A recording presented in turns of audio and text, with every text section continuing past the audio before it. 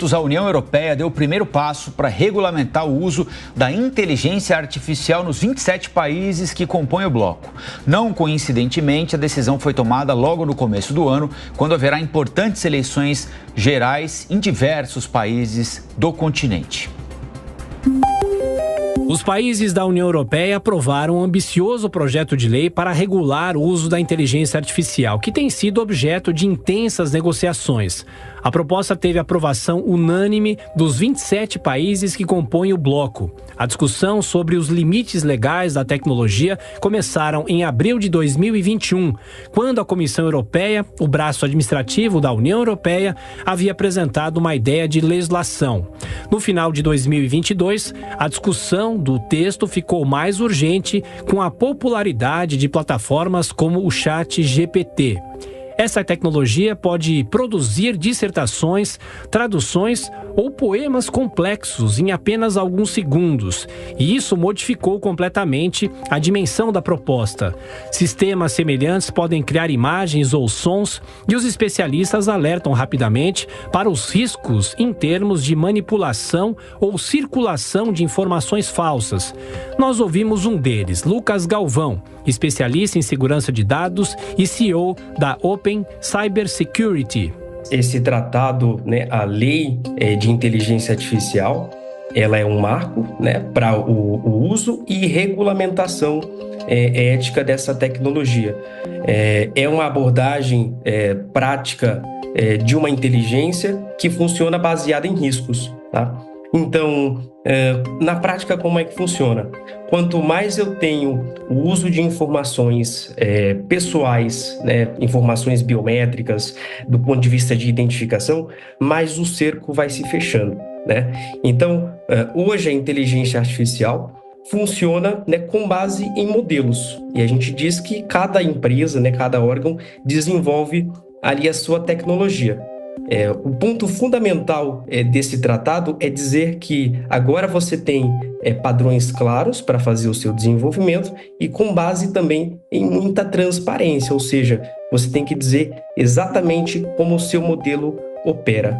Em dezembro, o Parlamento Europeu e os países do bloco chegaram a um acordo político, mas vários países levantaram questões que deixaram incerta a finalização do texto. Depois de considerar as observações apresentadas principalmente pela Alemanha e pela França, os países do bloco deram finalmente o sinal verde para a votação que aconteceu agora em fevereiro. A Comissão Europeia classificou o projeto de lei como uma inovação mundial. Nessas negociações, Alemanha e França queriam que os regulamentos protegessem as empresas europeias especializadas em IA. Este é um marco histórico. Assim como nós observamos a GDPR, que é a própria Lei de Proteção de Dados Pessoais, que nasceu lá na Europa, e hoje nós entendemos aqui no Brasil como a LGPD, porque também é uma espécie de cópia baseado no na nossa cultura, no nosso comportamento, nos nossos valores.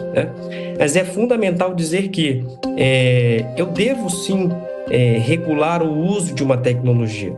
Até porque nós temos vários atores dentro desse cenário. Nós temos o governo que pode se beneficiar e já se beneficia do uso. Nós temos as empresas de capital privado que desenvolvem tecnologias e colocam isso à disposição visando movimentar mercado, visando aí o lucro. E nós temos do outro lado também o cidadão que, de certo modo, também se beneficia disso. Então, colocar os tratados, principalmente sobre como é que deve funcionar, quais que são as políticas de gestão, quais dados essas tecnologias de inteligência artificial devem gerar ali para o cidadão a ponto de transparência, Não só isso, as multas também, tá? Porque a gente tem que lembrar o seguinte, hoje, já tratando da lei de inteligência artificial, nós temos aí multas começando aí em 7,5 milhões, tá? Isso eu estou falando de euros.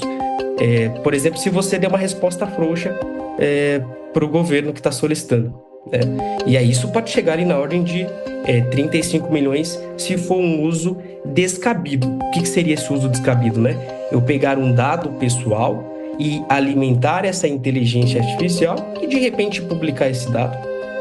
Ou, por exemplo, eu começar a mapear comportamento de pessoas com base em informações biométricas, né?